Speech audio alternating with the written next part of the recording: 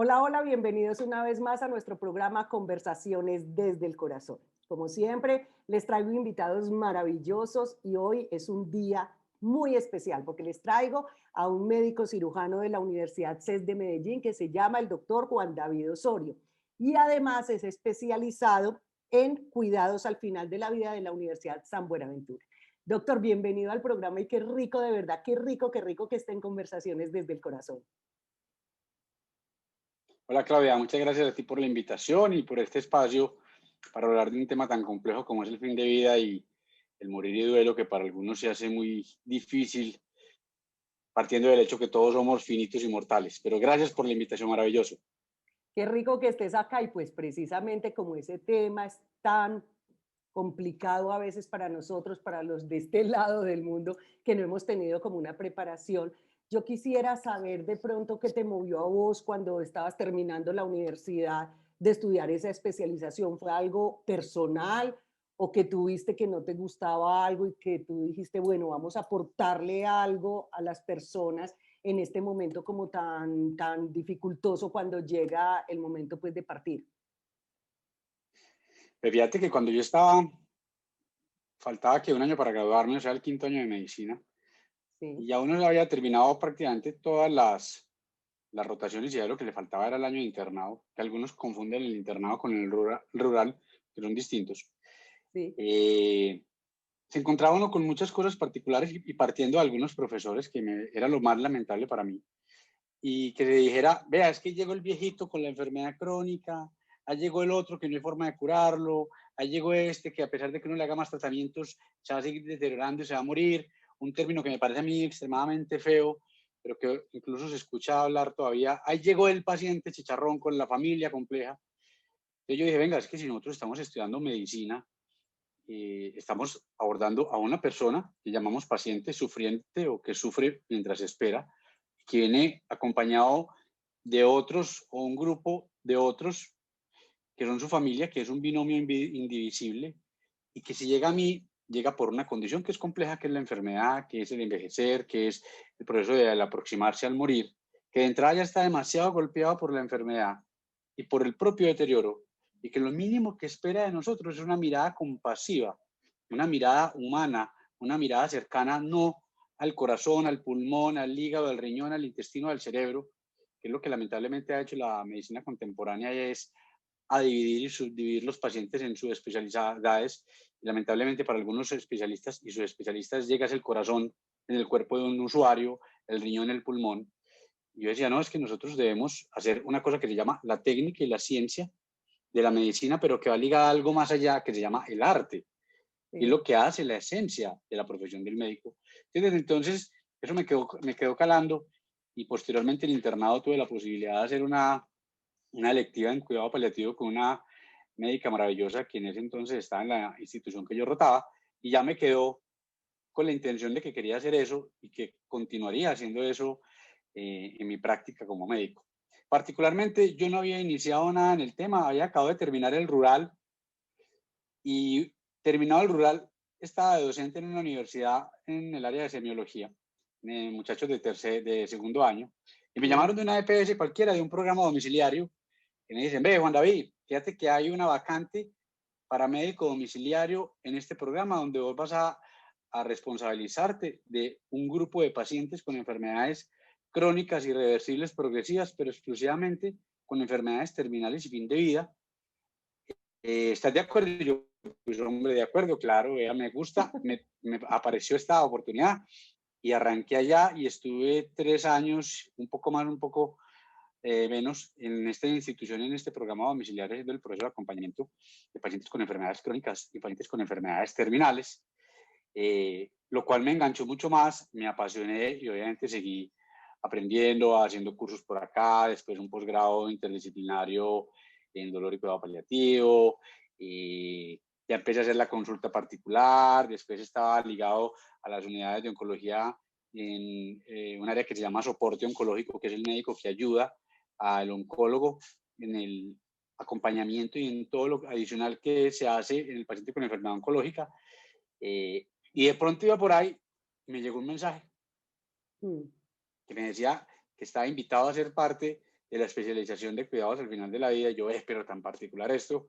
Y yo no lo pensé dos veces. Sí. Primera corte, y hombre, ¿cómo no hacerlo si todo me han causado? Hice la especialización, terminé la especialización y posteriormente también por las cosas de la vida me pidieron montar el programa interdisciplinario de cuidado de fin de vida en el Hospital General de Medellín. Allá estuve yo casi 7 maravillosos años como coordinador del programa de fin de vida, haciendo todo el acompañamiento con el grupo de medicina, de enfermería, de trabajo social, de psicología, casualmente siendo docente de algunas de las universidades de acá, a algunos de los estudiantes de psicología y algunos de los estudiantes de medicina y ocasionalmente de enfermería, que hacían una rotación electiva conmigo. Entonces ve que todo lo iba encaminando para que se fuera enmarallando y tejiendo esa red cada vez más grande. El hospital para mí fue una escuela, fue espectacular porque esta institución, al ser una institución pública, normalmente recibe solo los pacientes del régimen subsidiado, que lamentablemente por las malas administraciones de estas aseguradoras terminan llegando a un diagnóstico muy tarde, cuando la gran mayoría de las enfermedades específicamente oncológicas o las no oncológicas las encontramos muy tarde. El abordaje es control parcial de la enfermedad, pero principalmente de los síntomas y asegurar que lo que se resta estén lo mejor controlados posibles. Entonces se hizo un manejo muy bonito con todos los servicios desde pediatría, urgencias pediátricas, adultos, las UCIs de neonatos, las UCIs de prematuros, que eran los bebecitos que llegaban con problemas y malformaciones que eran incompatibles con la vida. Entonces abordar a esas familias para intentar prepararlos para recibir un bebé que probablemente iban a ser vivo por corto tiempo, que iba a terminar en una cesárea y que lamentablemente el bebé iba a nacer muerto o había fallecido previamente, al igual que la unidad de hospitalización de todos los servicios y cuidados intensivos. Entonces hizo un trabajo muy bonito durante esos 7 años y una escuela muy bacana, y con el tema de la docencia creo que fue maravilloso. Entonces nunca el proceso alrededor me ha dejado desvincular y nunca me he querido desvincular. Y lo que he hecho durante los últimos 12 años en las redes sociales ha sido fundado en eso, en recordarle a los profesionales de la salud, si lo quieren escuchar, que lamentablemente algunos nos hacemos los sordos a alguna información, a los profesionales de las ciencias humanas y sociales y al mundo en general, es que el tema del fin de vida, el tema de la enfermedad, el tema del envejecer, el tema de la muerte, no son una condición conflictiva con la cual debamos enfrentar y pelear.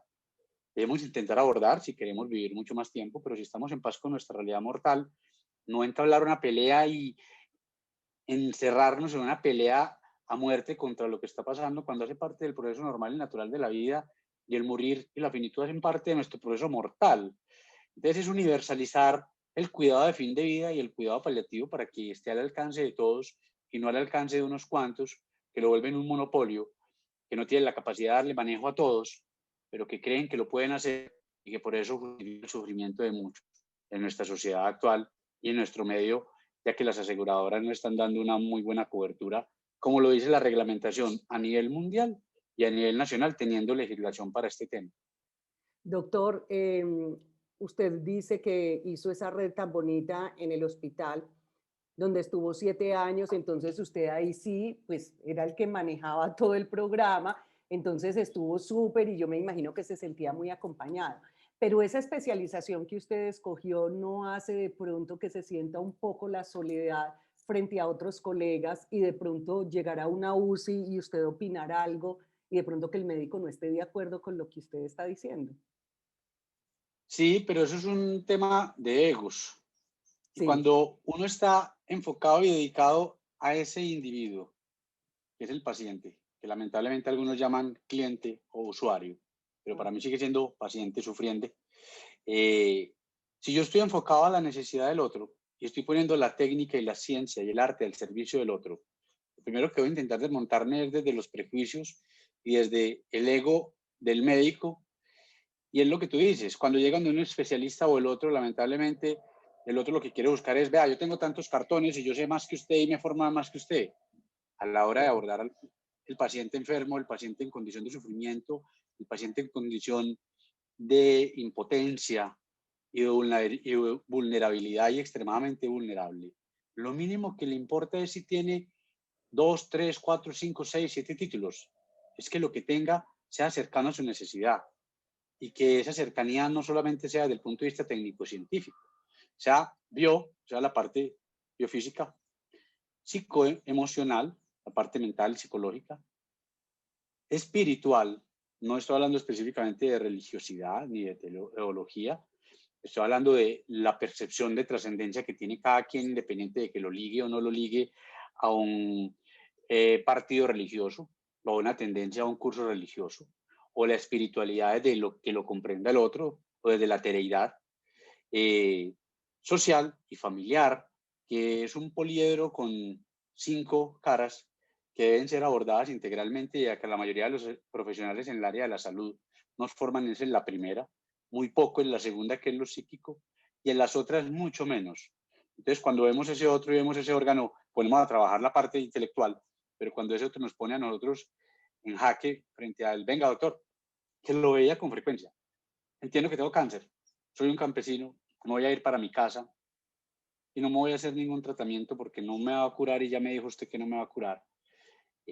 Por favor, mándeme algo para que esté controlado de síntomas, porque yo no me voy a venir a la ciudad a hacer mi quimioterapia, o si yo aquí no me la voy a hacer ni radioterapia, y que llegue el especialista al cual ha sido golpeado su ego y se le olvida que es que nosotros hacemos ese abordaje integral, y que si el paciente no quiere quimioterapia, el oncólogo también puede acompañar, también puede cuidar, también puede contemplar, también puede aconsejar y seguir llevando a ese paciente durante el proceso de enfermedad hasta que no tenga la capacidad de acceder a consulta, pero está haciendo un acompañamiento que va más allá de lo eminentemente técnico, y lo mismo va para el neumólogo, para el cardiólogo, para el gastroenterólogo, para el nefrólogo, para el neurólogo. Listo, no te podemos curar. O entendés que no te podemos curar y que la enfermedad es crónica, pero optaste por no tratarla, no operarla si es operable, o no darle medicamentos que tengan un impacto sobre la enfermedad, sino que querés solamente medicamentos que hagan impacto sobre tu bienestar y tu comodidad y confort por los síntomas que estás presentando, pero yo te sigo acompañando, porque recuerdo que vos sos un ser humano, que estás buscando otro ser humano, que tiene un conocimiento técnico, pero que además tiene la capacidad de cuidarte, acompañarte y contemplarte como una persona que está sufriendo, y que yo tengo la capacidad de entender que está sufriendo. Y que llegue este profesional que no entiende lo anterior y le diga, bueno, si usted no se quiere tratar, yo no tengo nada más que hacer por usted, váyase para la casa, cierro la evaluación por mi especialidad y que esté muy bien. Y uno veía al paciente, venga doctor, doctora, ¿y qué medicamento me va a mandar para el dolor, para la asfixia? No señor, qué pena, pero es que usted ya desistió de tratamiento. Entonces usted le tocará encargarse de buscar quién le trata lo demás, lo Ay, cual Dios. es completamente reprochable, lamentable, Sí. y se ve con mucha frecuencia. Que el otro no quiera Pero recibir lo perdón, que yo, doctor, señora. doctor, perdón, pero entonces en ese momento a usted le ha tocado tener enfrentamientos con sus colegas precisamente para que no dejen a un paciente, de pronto unos familiares que lo hayan llamado a usted a atender a un paciente en una UCI, por decir algo. Y le ha Sí, tocado tener como dificultades con sus colegas donde usted pueda encontrar una solución y evitar como todos esos egos que la mayoría o muchos, no hablamos de mayoría, pero que muchos médicos lo tienen bastante elevado. sí. La cosa es que cuando vos tenés la argumentación, no solamente desde el prejuicio, no, yo no quiero y punto, pero vení, dame una justificación que tenga un argumento de peso que sustente ese comportamiento tan deplorable y irreprochable. Y si no, entonces reevalúa porque lo estás haciendo mal. Y yo lo llegué a decir, y cuando estaba en clínica lo decía, y cuando estaba en instituciones en consulta lo decía, ya que solamente hago consulta, pues ya uno no tiene contacto con estos profesionales ni con estos conflictos de intereses de cada quien. Pero en ese momento yo les decía, venga, a mí no me parece correcto. Es que el abordaje del paciente va más allá de eso. Y si usted entiende que el paciente va a irse para la casa a esperar el deterioro en cuestión de días, semanas, meses o años, hombre, usted tiene la forma de darle la herramienta para que esté lo más tranquilo posible y que siga de cuenta de usted o de un par suyo si usted no está en capacidad de manejarlo, o si no tiene el conocimiento, ni la actitud, ni la aptitud previa para ello. Por lo menos que lo entregue de la mejor manera a otro, que lo haga mejor que usted, ya que usted no lo hace.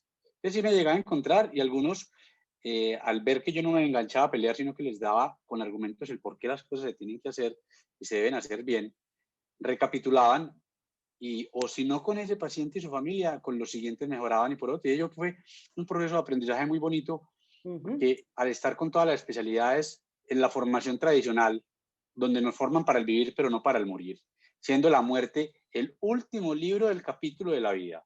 Y si nosotros tratamos el proceso de vida, por ende debemos estar al tanto del proceso de la muerte, formados ampliamente de ese capítulo de la muerte. A nosotros en pediatría, cuando yo estaba en pregrado, nos daban pediatría en quinto semestre, en séptimo semestre, en décimo semestre. En el internado teníamos 3 meses de pediatría, o sea, el principio de la vida. Y en el fin de la vida no tuve ni una semana por parte de la academia. Tuve un mes que yo escogí de interés personal en una electiva, pero la academia no nos formó en eso. De la manera como se da pediatría, nos deberían dar geriatría, que es el envejecimiento, y fin de vida, que va ligado al recién nacido, al lactante, que es el niñito que está tomando leche todavía, al preescolar, que es el que está antes de entrar al colegio, al niño, al adolescente, al adulto y al anciano. Y mira, todo lo que te estoy diciendo es mucho más amplio que la propia pediatría. Y recibí un montón de semanas en eso. Y fin de vida, que arranca desde que inicia la vida, no nos dieron ni una sola semana en 6 años de carrera de medicina.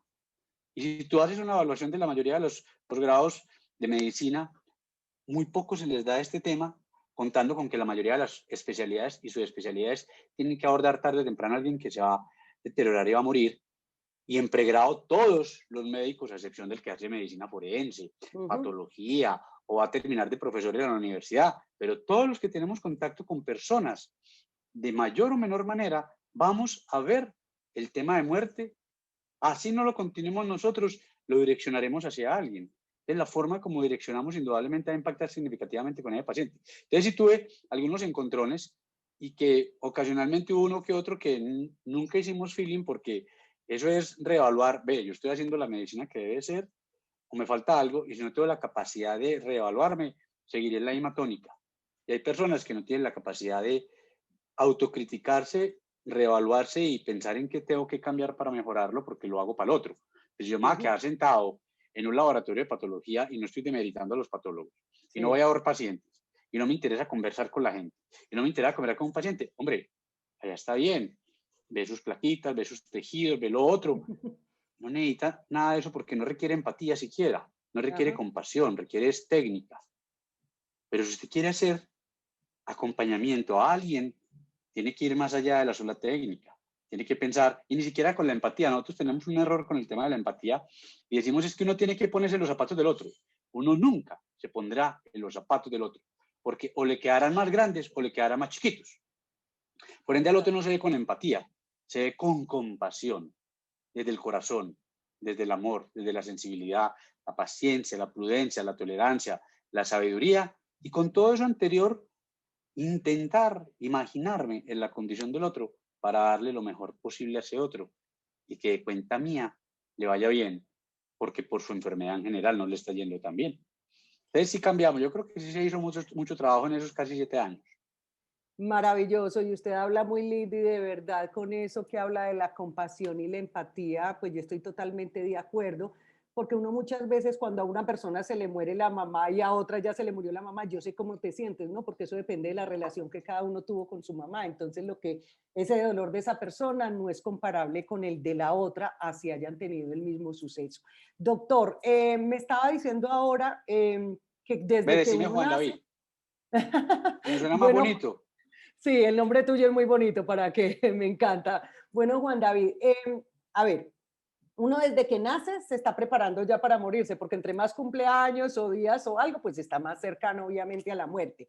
Pero yo quiero que nos centres más en, o sea, exactamente el final de la vida, ¿cómo hace, o sea, uno en qué momento podría pensar en un médico como vos?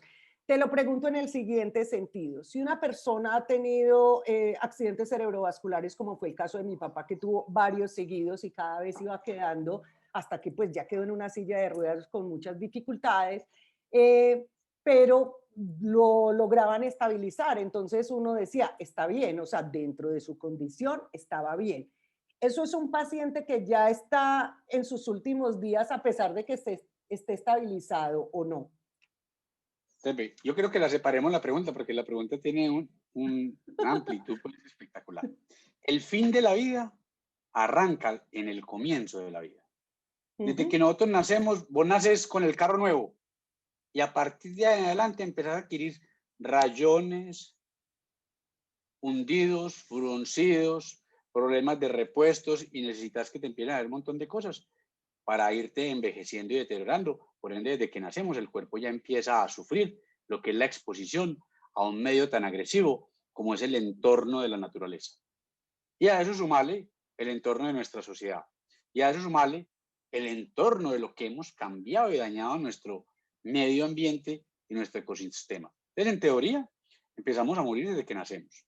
Pero el fin de vida, como tal, siendo puristas, arranca cuando ya tenemos una serie de condiciones, o una sola, que inicia un deterioro progresivo en la condición fisiológica, en el estado de salud, repercute progresivamente en la autonomía, en la independencia, en el bienestar, en el confort, y empiezo a sentir un montón de cosas que me están quitando lo que antes yo decía, me siento lozano, me siento aliviado, me siento jovial, ya me siento lento, ya me siento pesado, ya no me puedo mover, o me duele todo, o me asfixio, y a eso le ponemos nombre a alguna enfermedad de las tantas que hay.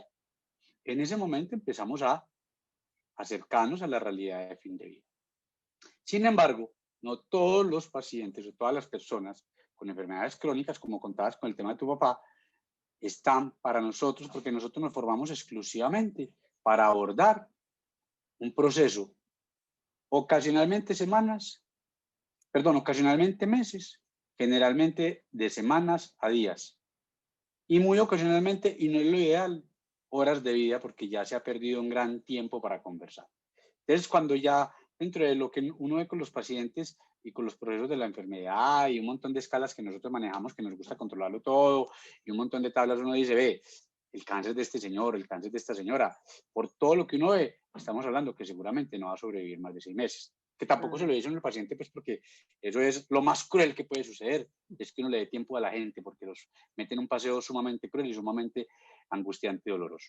Que el paciente con una enfermedad cardíaca, por lo que uno lee en los libros, en las revistas, en los estudios, con un montón de condiciones y un montón de exámenes alterados, probablemente tenga menos de un año de sobrevida. Entonces uno más o menos se aproxima y ese, que es el que ya todo el mundo lo va empezando a soltar y que el cardiólogo le dice, ve hombre, es que ya no tengo nada más que mandarte que ese montón de medicamentos, si haces una nueva complicación, lo ideal es que intentemos controlarte las complicaciones en la casa, que no llegues a una clínica porque de pronto no volvés a salir, o lo mismo con el problema pulmonar o con los problemas renales, que ya no son candidatos a tratamientos muy intensos, a tratamientos muy activos, sino que ya es un tratamiento donde nos volvemos más conservadores, más conversadores, más calmados y menos activos en el actuar médico, pero más activos en la otra parte que te mencionaba al principio, ahí es donde nosotros los cogemos.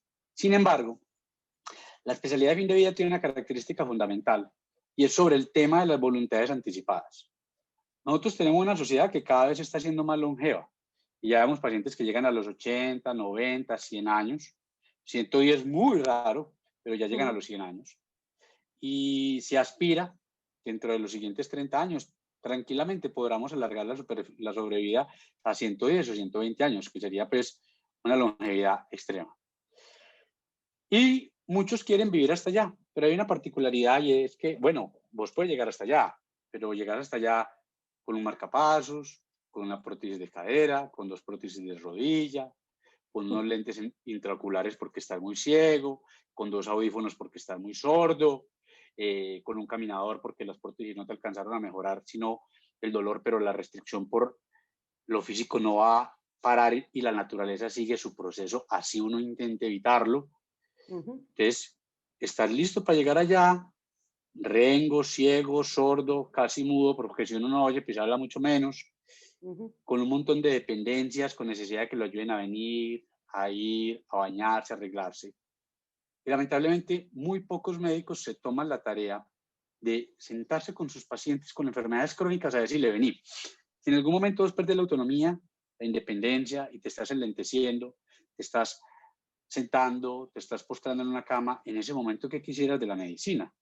Porque para un especialista y para algunos médicos decirle al paciente, no hombre, para tus medicamentos para la presión, porque ya estás postrado en una cama, porque el pronóstico no es bueno, porque no te vas a mejorar, porque la funcionalidad no la vas a recuperar, porque no vas a volver a caminar, porque cada vez vas a estar más acabado, más inapetente, más desconectado, más ido. a que a un paciente le suspendan los medicamentos es porque ya no los puede tomar. Pero hay un convenio que uno hace con el paciente en el momento de la atención, y en ese convenio o ese contrato una de las cosas que uno debería decir que no les decimos es: va a llegar un momento que a pesar de todos los tratamientos que nosotros hacemos, la naturaleza va a retomar su curso.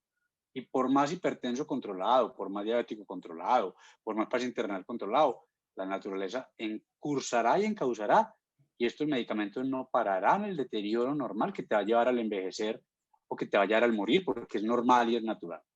Si nosotros nos sentáramos a hablar con cada persona y decirle: si eso llega a pasar, ¿usted qué quisiera? Y si el otro me dice: pero doctor, ¿qué quisiera morirme? Ah, bueno, en ese momento conversamos para que empecemos a desmontar cosas, a quitarte un montón de medicamentos que lo único que hacen es intentar demorar la muerte, ni siquiera intentar alargar la vida. Y hay una cosa que yo le digo a pacientes y familias: dentro de todos los fines que nosotros manejamos en los medicamentos, hay dos grandes fines fundamentales dentro de los medicamentos para enfermedades crónicas, irreversibles, progresivas, y que van impactando con el tiempo en la calidad de vida. Llámese enfermedades del corazón, del riñón, del hígado, del pulmón, del cerebro, del intestino, de los huesos, de las articulaciones y de los músculos. Tienen dos grandes fines. El primer fin es que intentamos controlar todas estas enfermedades, y que al intentar controlarlas, esa persona conserve autonomía, independencia y calidad de vida. Te la repito: autonomía, independencia y calidad de vida. Uno se encuentra en la consulta diaria un montón de pacientes que han perdido esas tres cosas, que están sentados no porque se sienten, sino porque los bajan de la cama entre dos y los sientan, que están desconectados, desubicados, comiendo muy poquito, enlentecidos, muy dormilones, y siguen con todo el montón de medicamentos, porque es que la orden es: no lo puedes parar, porque te morís por una complicación. Y tú uno dice: oye, es que lo que le está pasando es lo suficientemente agradable, que es tan afortunado para nosotros, que debemos ordenarle a ese cuerpo de ese viviente a que dure más así, en esas condiciones que para la gran mayoría son inaceptables y son percibidas como indignantes, porque nosotros no nos hemos reevaluado si realmente en ese momento son necesarios o no. Y el segundo fin es que con autonomía, independencia y calidad de vida duremos una edad prolongada. Ya superamos la expectativa de vida de hace 50 años, que era alrededor de los 50, 55, máximo 60. Ya la superamos en 30, 40 o hasta 50 años. Listo, llegó a los 70, llegó a los 90, llegó a los 100, sigue con autonomía, independencia y calidad de vida, tómelas. Pero si llegó a los 90 y ya perdió la calidad de vida, perdió lo que percibía como vida digna, como una vida adecuada y favorable para ese que es el protagonista de la vida. ¿Qué intención tengo yo evitar las complicaciones de estas enfermedades cuando está haciendo camino rápido por otra condición? Llámese un cáncer, llámese una demencia, llámese una falla renal terminal, llámese una enfermedad del corazón terminal, llámese una cirrosis. Pero no, sígalos tomando. Vení, ¿los para qué? ¡Ay, se le sube la presión! Vení, ¿qué es lo peor que le puede pasar al abuelito o a la abuelita? ¡Que se muera! Vení, yo te pregunto algo. Y en ese estado tan dramático y tan aterrador, ¿qué es lo mejor que le podría pasar a ese abuelito o a esa abuelita? ¡Ah, que se muera! Dime, ¿y acaso lo peor no es igual a lo mejor? Sí. Entonces, ¿por qué estás peleando con eso?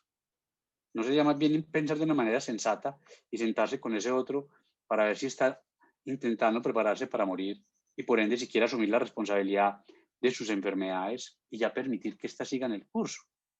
Yo he tenido pacientes jóvenes, y hace poco vi una señora de 57 años. Empezó Joven, a... Sí, joven, es que es sí, joven para el contexto actual. sí. Y hace algunos meses ella empezó con molestias del estómago.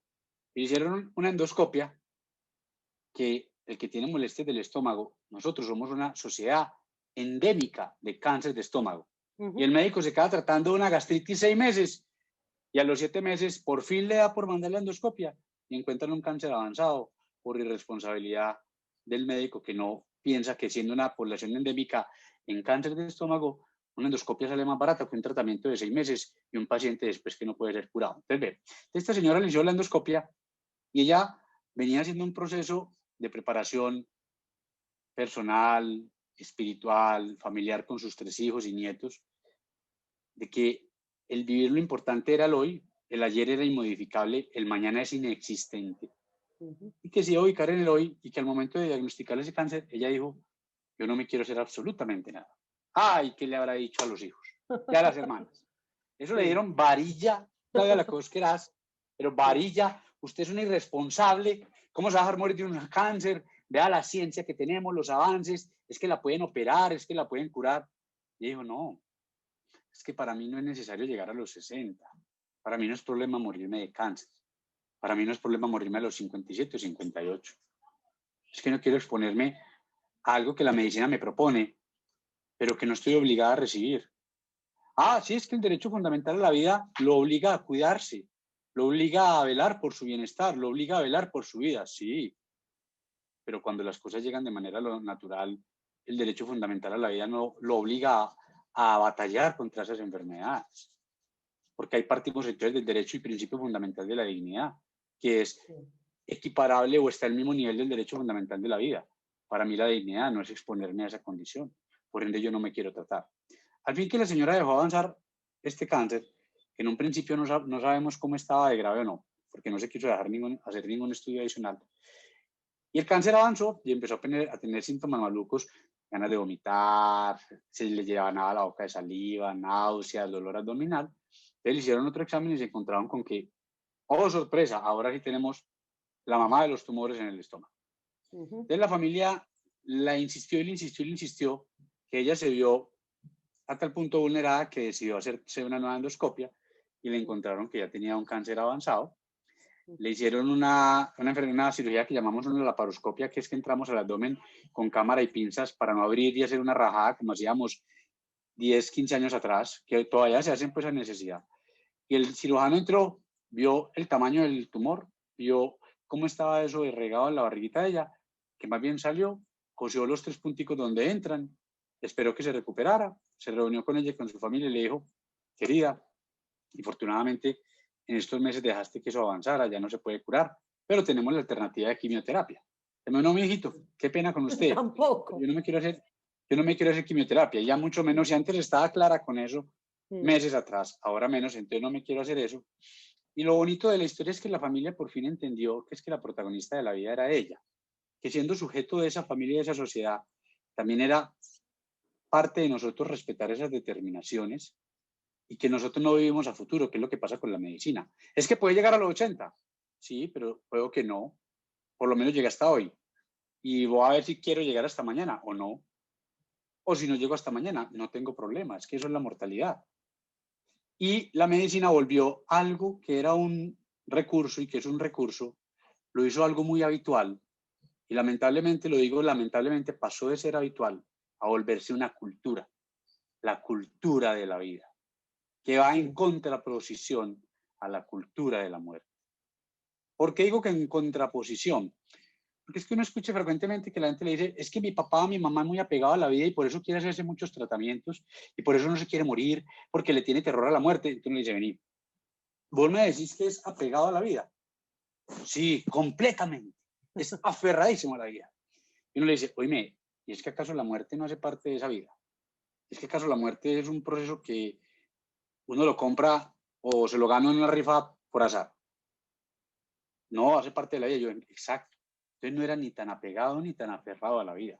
Es aterrado y temeroso a la vida. Y es Porque si la yo soy cultura, aferrado a la vida y doctor. apegado a la vida, Doctor, perdón, pero esa Juan cultura, David. sí, Sí, lo que tú dices es también lo que nos han enseñado, lo que tú dices es pura cultura de que tenemos que hacer lo posible por estar vivos hasta el último momento y los médicos pues nos ayudan con todo eso, pero acá sí te quiero hacer una pregunta que hace rato me está rondando y es, ¿tú crees que ya a medida que vaya pasando el tiempo y que tu especialidad, haya más gente con tu especialización y vayan concientizándonos y educándonos a través con tu canal de YouTube, a través de estas entrevistas, ¿crees que ya la eutanasia se podrá ver más como un acto digno de amor?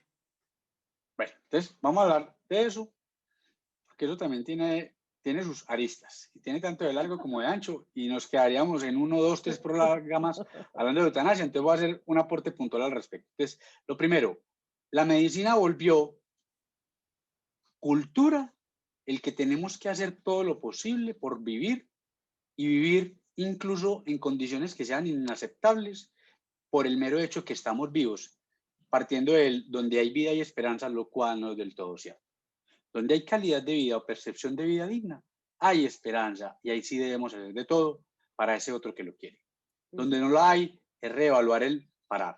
Pero la forma como nos están educando, seguimos inculcando incluso criticamos, cuestionamos y sancionamos a aquellos que piensen en esos procesos como vos lo estás diciendo, o que no quieran vivir más, así no sea por una eutanasia, sino por un proceso natural, o que no quieran hacerse una intervención porque entienden que tiene una condición crónica, irreversible, progresiva, diferente al que tiene una enfermedad curable, que la ley artis, la lex artis de nosotros y el adecuado proceder de nosotros, al que no se quiere hacer nada con algo curable, es decirle, qué pena viejo, qué pena vieja, pero hay que hacer. ¿Por qué? Porque es que lo que tiene se cura.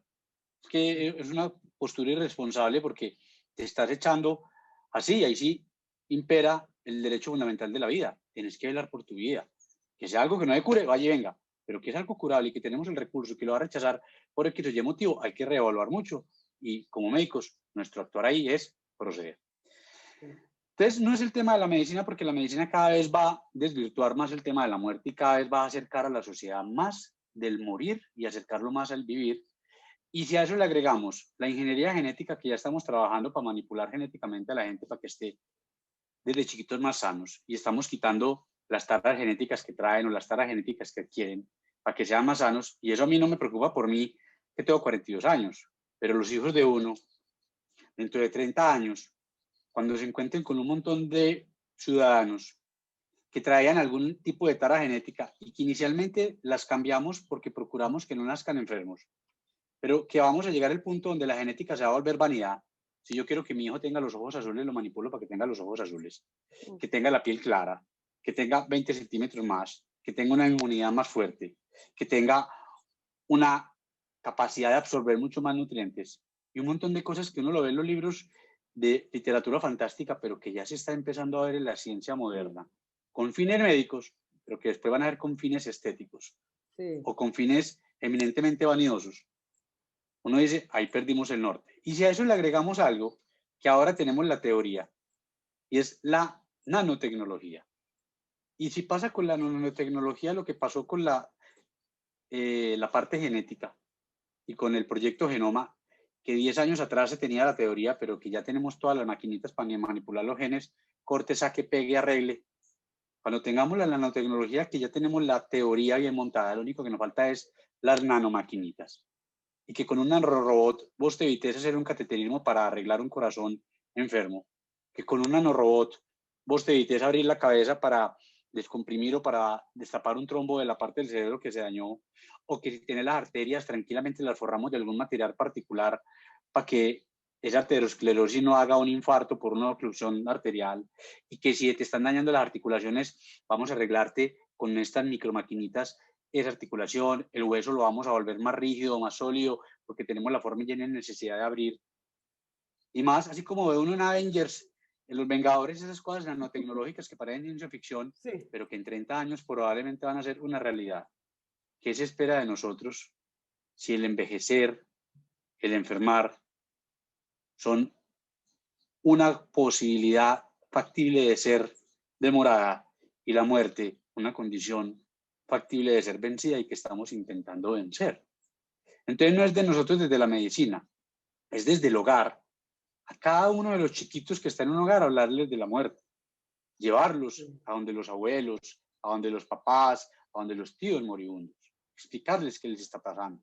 Si quieren ver el muerto, mostrarles el muerto.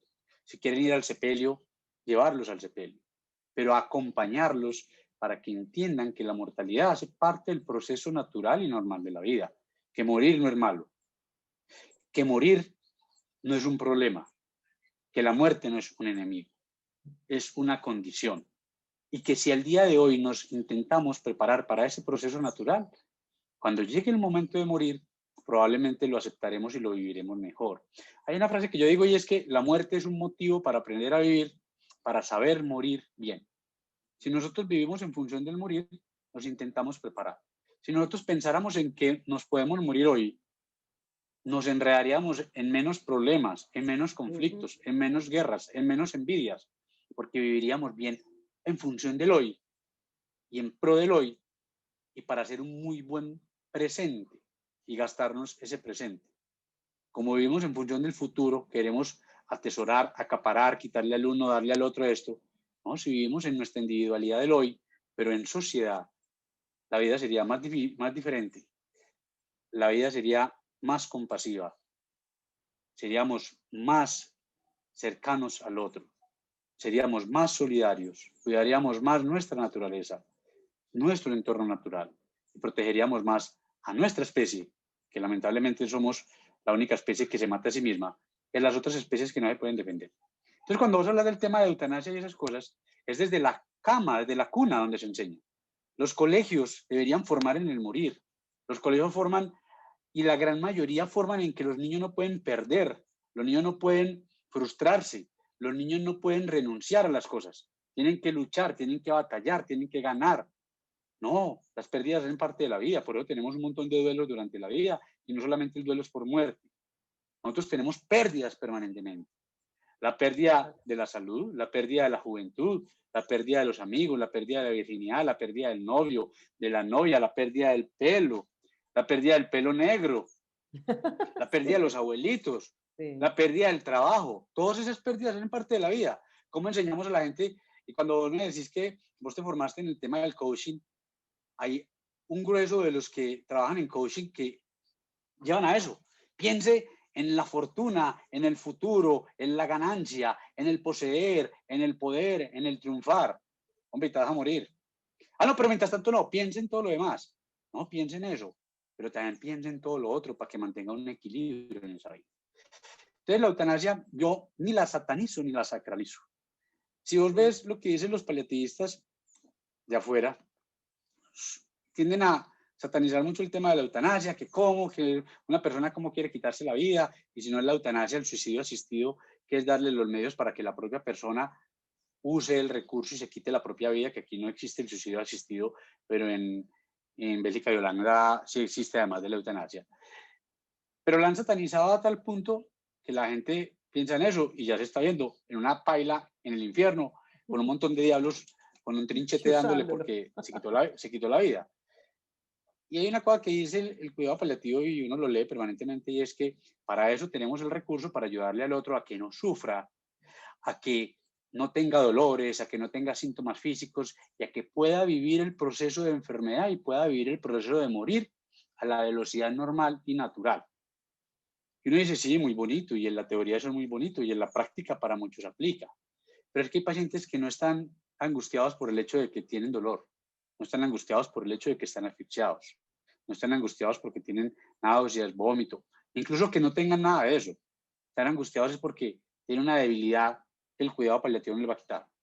Tienen una inapetencia que inicialmente la podremos controlar, pero que posteriormente va a continuar.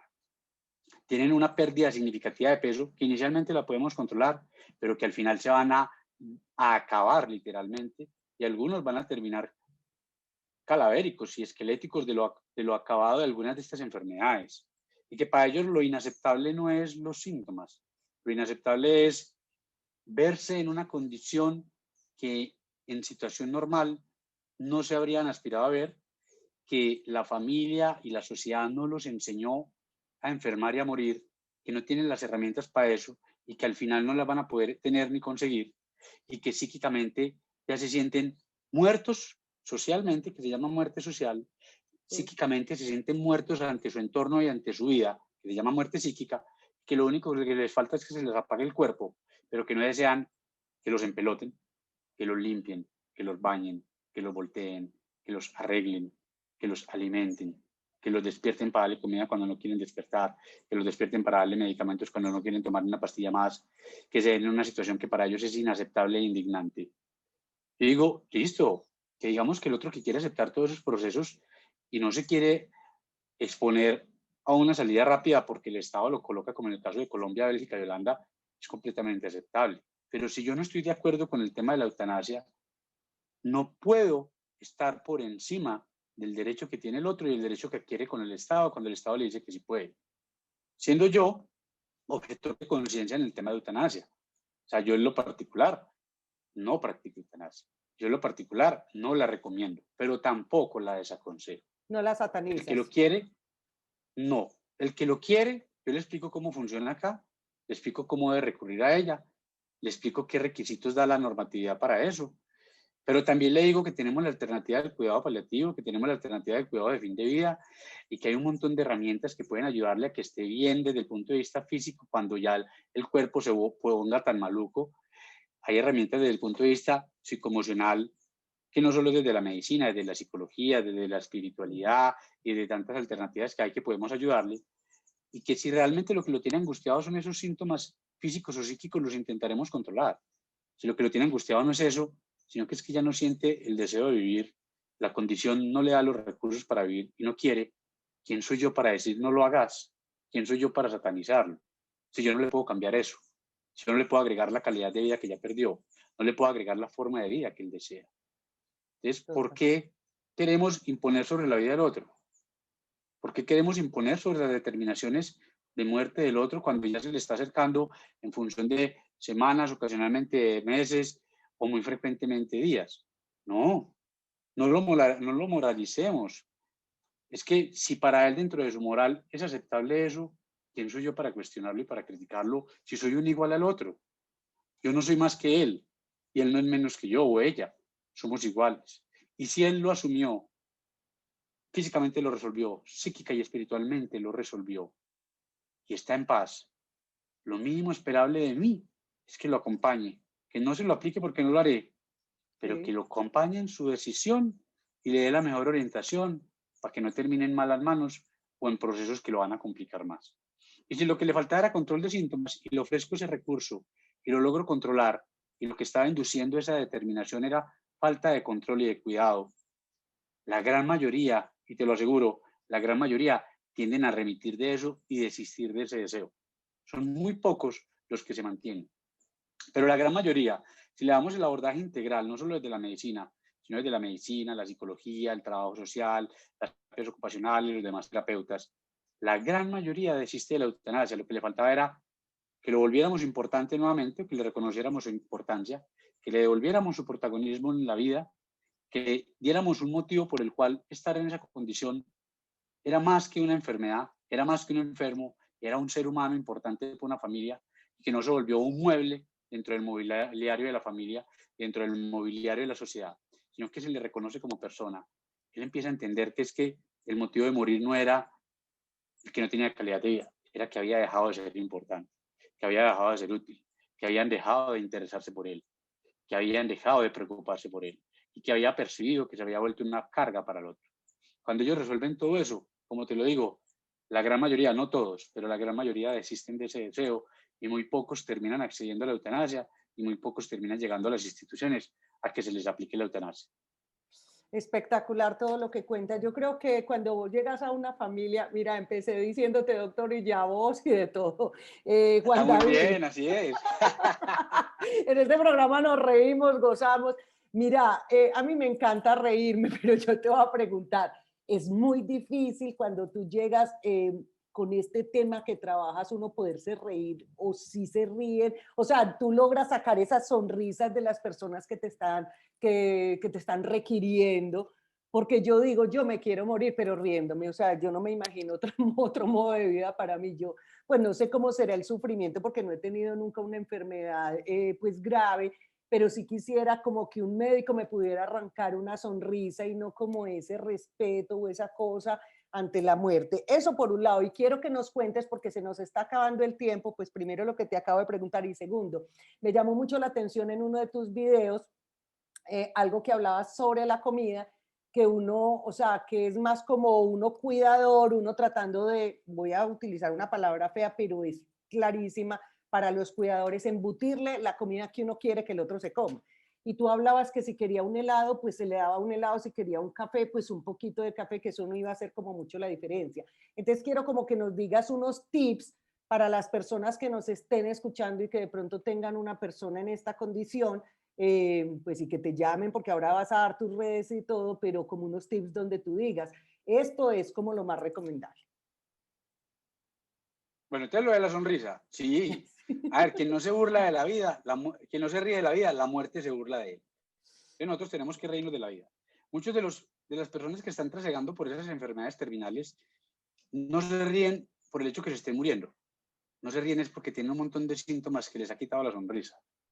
Si uno les controla todos esos síntomas, específicamente el tema del dolor, se toman el tiempo y se dan el lujo de poder reírse de los momentos. Ya no es buscar un espacio de felicidad eterna, no, momentos de alegrías. Porque el final se aproxima a alegrías, tristezas, rabietas, alegrías, tristezas, rabietas y frustraciones, pero sí es posible. Y es posible hacerlos reír. Y es posible recordar historias con ellos que son agradables y que los hacen reír. Y en general, no digo que a todos, pero en general, uno le logra sacar una sonrisa. Por lo menos le logra sacar una cara muy amable frente a la condición de enfermedad. Y cuando le damos las herramientas que van a terminar bien, con más razón. Voy a ampliarme un poquito, voy a abusar de tu tiempo. Fíjate que hay un tema muy particular y es el temor que le tenemos a la muerte. Y hay algo que yo le digo a los pacientes, vea, Claudia, cuando usted llegó al mundo, alguien o algo, no me digas quién ni qué, porque no tengo ni idea, le dice, pss, pss, Claudia, venga, venga, ¿qué hubo mío? Tome, y te entregan una cajita. Y vos dices, ¿y eso para qué? Guárdela, mija, que no la necesita todavía. Cuando la necesite, lo sabrá. Uno coge la cajita y la guarda por ahí en el rincón de los recuerdos. Cuando se te está llegando tu tiempo de morir, ese algo o ese alguien te pistea. ¿Te acordás de la cajita? Ah, sí, sí, sí. Sácala. Uno saca la cajita, la desempolva, la limpia. Y dice, ¿y ahora qué? Ahora sí, abrirla. Cuando abre uno la cajita tiene 3 espacios. 2 de ellos siempre están ocupados. Y el tercero lo podemos ocupar o no, depende de cada quien. El primer espacio está ocupado por un libro pequeño, muy bonito, forrado en pasta de cuero, bien lustrado, con una letra en dorado, con una rúbrica muy bonita, y dice Manual de Usuario del Cuerpo. Ese algo, ese alguien te dice, coja ese primer libro, mija, y léalo. Entonces Claudia llega, saca el libro y lo ojea, ella aparece cuándo nació, cómo nació, con 1850 gramos, con 50 centímetros de largo, se demoró 2 minutos en empezar a respirar y lloró al minuto y medio. Y después de en adelante, cómo ha sido todo el proceso físico de tu vida, cómo se ha comportado hasta la edad actual, que te volviste cegatona y que puedo tener gafas y además. Y en la última página hay un mensaje que dice, Claudia, tranquila, confía, tu cuerpo sabe morir y tiene las herramientas para morir. Simplemente permitite confiar en él, que la naturaleza te va a ayudar a morir. Y después aparece una frase por data, por favor, toma el siguiente tomo. Vos cerrás ese librito, lo guardas en su espaciocito y sacas el segundo libro, igual, en pasta de cuero, rígida, bien lustrada, con rúbrica dorada que dice Manual de Usuario de la Mente. Entonces vos abrís eso y ahí te aparece, sí, Claudia nació en tal año, de un comportamiento tal, de un temperamento tal, es del signo tal, con caracteres tal, con características tal, durante su vida ha tenido estos pensamientos, estos sentimientos, estas imaginaciones, estas ilusiones, estos desempeños, estas frustraciones, estos despechos y todo lo que ha pasado durante la mente y tu emocionalidad durante todo tu proceso de vida está escrito en ese librito. Cuando llegas a la última hoja, dice otra frasecita, Claudia, tranquila, confía. La mente tuya tiene la herramienta para poder morir en paz. Simplemente confía y vas a llegar a un momento donde entregues la conciencia y te dejes llevar. Y después hay un postdata. Favor buscar en el siguiente espacio. El tercer espacio tiene el libro del alma o del espíritu. Que como te decía, algunos lo tienen y algunos que no creen en eso no lo necesitan y se quedan con los otros 2 volúmenes, pero no es problema, pues, y tampoco lo va a cuestionar.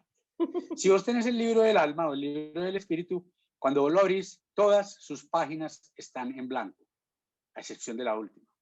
Y la última página de ese libro dice, este libro está en blanco, porque tu alma todo lo tiene bien controlado y no necesita darte más información de la que trajiste y de la que te vas a llevar. Solamente confía en que los 2 tomos anteriores los entendás y una vez tu cuerpo muera, dejará salir tu alma que continuará su proceso. Por ende, confía. Listo. Entonces, a la pregunta tuya de si podemos estar en paz, si la gente entiende esto, sonreír ante la muerte. Y si la gente cree que hay algo más de lo físico, que dentro de mí hay algo etéreo, llámese alma, espíritu, energía, soplo divino, éter, neuma, póngale el nombre que le quiera poner. Cuando este cuerpo lo libere, solamente morirá el cuerpo. Eso otro nunca morirá. El que no lo cree, pues bueno, se murió el cuerpo y chao, pues no hay nada más que hacer. Sí. Y a la otra pregunta, de lo de la comida, yo se lo describo a los familiares de los pacientes cuando ellos están muy perdidos, o cuando los pacientes tienen conciencia, con un ejemplo de 4 animales, porque a mí me gusta mucho hablarles de la coloquialidad, porque los médicos enredamos mucho a la gente con un Sí. idioma que no entiende. Entonces uno tiene que hablar en los términos del otro, el panadero, en términos de pan, al carnicero, en términos de carne, al carpintero, en términos de carpintería, y yo procuro hacerlo así. Entonces yo les digo a ellos que antes de morir, nosotros hacemos 4 pasos que hacen 4 animales. Y siempre hago la aclaración, no te voy a comparar con los animales, sino con el proceso. Caballo, vaca, perro, gato. El caballo y la vaca antes de morir se alejan del grupo. Generalmente buscan una sombra debajo de un árbol. Y el perro y el gato se va por una esquina, se aíslan. Y uno le dice al paciente, estás más meditabundo, más callado, más introvertido, más desinteresado por lo que pasa, o le pregunta a la familia, y la respuesta siempre es, sí, eso le está pasando. E incluso nos acallamos y nos silenciamos. Es una de las razones por las cuales cuando decías ahorita, yo me quiero morir riéndome, ahí sí es muy poco probable que te mueras riéndote porque al final nos volvemos muy callados y muy solemnes. No digamos que serios, muy solemnes porque estamos en una condición más allá de lo físico y estamos más en función del morir. Entonces, no es algo que genere ni tanta angustia ni tanta tristeza, pero tampoco algo que genere pues una risa por no burlarse de eso. Son muy poquitos los que yo he visto que al final se totean de la risa. Muy poquitos en 18 años, te lo digo. Pero antes de llegar a ese momento, sí, no. Pero los ha Sí, habido. sí, pero no es porque estén tristes, es porque se vuelve Porque un momento están... solemne, en un proceso de solemnidad que es el morir. Pero antes de llegar a eso y antes de llegar a la agonía, claro, se ríen y echan chistes, y le echan chistes a uno y se ríen de uno también porque se burlan de uno. Algunos vergajos se burlan de uno de una forma que no te alcanzas a imaginar, pero bueno. Entonces, primer paso, nos aislamos. Segundo paso, el caballo y la vaca en su sombra se echan, el perro y el gato en su esquina se echan. Nos echamos. Inicialmente, ya no salimos, o si salimos tiene que ser que nos lleven a alguna parte, pero dejamos de salir. El universo se nos encierra a la casa, posteriormente se nos achiquita a la habitación y finalmente se nos reduce al espacio de la cama. Nos echamos, nos postramos. Tercer paso, el caballo y la vaca deja de comer pasto, salvado, melaza y cebada. Y si le llevamos comida al perrito del gatico o lo olfatea, pues se aleja de otro rincón sacando el cuerpo a la comida. Dejamos de comer. Cuando nosotros nos estamos muriendo, no nos morimos porque no comemos. Dejamos de comer para podernos morir. El cuerpo tiene que acabarse para poder deteriorarse y poder morir. Y esa es la pelea de las familias. Pero es que no come. No lo necesita. No tiene hambre. No lo moleste. Yo les pregunto, cuando está uno con el paciente ahí que tiene conciencia, decime si me equivoco. Y en la mayoría de las veces no me equivoco. Cierto que cuando ves la comida, oles la comida y probar la comida te da asco. Y te dicen, ay, sí, y esta gente molesta todo el día. No le dicen, ven, no quiere comer. Si yo no quiero comer, no lo molesto. Además de que se vuelven más dormilones. Dormimos mucho más para poder ahorrar. Es una medida conservadora energética de alta eficiencia. El sueño, si no como, pues duermo para poder ahorrar y no desgastarme tan rápido. Y la otra razón por la cual uno les dice, no lo despierte, es que quien está todo el día en una cama o en una silla, ya no tiene capacidad de hacer nada, no le interesa hacer absolutamente nada, no quiere conversar, no quiere escuchar televisión, radio, coger una prensa, leer un rosario, hacer un rezo con camándula o hacer alguna oración, no se presta ni para eso. Un día en una cama o en una silla despierto es un día extremadamente eterno e inacabable. Un día dormido es un día cortico para ellos. Entonces, por eso les dice uno, no lo despierte. Esa es la pelea con las comidas. Y hay una gran diferencia, pilas, que es que nos equivocamos nosotros en medicina y en nutrición. Confundimos comida y bebida que entran por la boca con nutrición e hidratación, que son tratamientos artificiales y no son propiamente naturales y que al final no lo necesitamos. Cuando ya estamos dejando de comer y comemos muy poquito y no nos vamos a nutrir y por obligación nos vamos a desnutrir, cambiamos la alimentación de una dieta nutritiva a una dieta confortable. Y la dieta confortable generalmente es la que le gusta a los chiquitos. El helado, la papilla, la compota, la colada, el postre, la torta. Y que comió helado todo el día y está feliz. Ah, bueno, se resume en que está feliz. Entonces déjenlo. Y cuarto paso, caballo, vaca, perro, gato y nosotros dejamos de tomar líquido. Cuando dejamos de tomar líquido, en ese momento automáticamente entramos en un proceso de días u horas y hay menos que los vamos a molestar con la comida. Les dejamos que tomen a necesidad y a demanda. No los despertamos para darle. Si no ha despertado, significa que no necesita. Si no ha despertado con hambre es porque no tiene hambre. Si no ha despertado con sed es porque no tiene sed. Entonces no lo necesita. De verdad, Imagínate. doctor, que más gente como, más médicos como ustedes que necesitamos, porque yo le digo que uno, pues en el caso de mi familia, de pronto en algunas ocasiones nos equivocamos. Recuerdo un día del padre que yo me ofusqué un poquito con mi papá porque yo le dije, pero te hice un róbalo con camarones. Claro, y fue como mi ego, me demoré en la cocina no sé cuánto, entonces yo le subí el almuerzo y a él no le mató, a mí me molestó. Y yo le decía, pero pues es Claro. que, pues, ¿cómo así? Pues se lo hice, es el Día del Padre, pues cómaselo. Y qué pecado, y él ya no quería, y ahora entiendo con todo lo que me cuentas y cuántos errores no cometemos las personas porque nos acordamos era de lo que le gustaba. O sea, le mataba a comer eso, entonces uno corre y lo hace, pero también quiere obligarlos a que se lo coma. Entonces pienso que sí nos falta muchísima educación, nos hace falta más profesionales como tú, pues para que nos puedan ayudar como en estos procesos. Entonces, contanos, a ver, si de todas las personas que nos están oyendo, dónde te pueden encontrar, cuéntanos de tu canal, porque me parece de verdad valiosísimo ese canal para que las personas puedan acercarse a ti antes de tomar de pronto una decisión de llamarte. Cuéntanos como todo lo de las redes. Bueno, entonces, algo que no te respondí, voy a hacer un paréntesis pequeño que cuando Sí, me preguntabas si nosotros en qué momento entrábamos, era el tema de las voluntades. Los pacientes así, que aún no están al final de la vida van a exponerse a la realidad al final de la vida, en algún momento de esa vida. Ahí llegamos nosotros a hacer una cosa que es la consulta de consejería. Es explicar con las enfermedades que tiene, si llega a pasar algo que quieren o no quieren, para que tengan las herramientas intelectuales, técnicas, psicoemocionales para tomar decisiones, y ya cuando se presente esa condición, ahí sí lo buscan a uno para hacer el abordaje integral del paciente y la familia. Pero entonces la pregunta tuya, ¿dónde me encuentran a mí? Me encuentran en Facebook, en Twitter, en Instagram, en YouTube. ¿Cómo me encuentran? Como Juan David Osorio G, numeral Juan David Osorio G, o como numeral cuidados al final de la vida seguido. O buscar en ellas cuidados al final de la vida, y generalmente los direcciona a mí, porque la tarjetica mía o el logo mío es muy sencillo, es un logo morado con negro y blanco, donde aparece una manito hacia arriba y una manito hacia abajo. Ese lo identifican ahí mismo.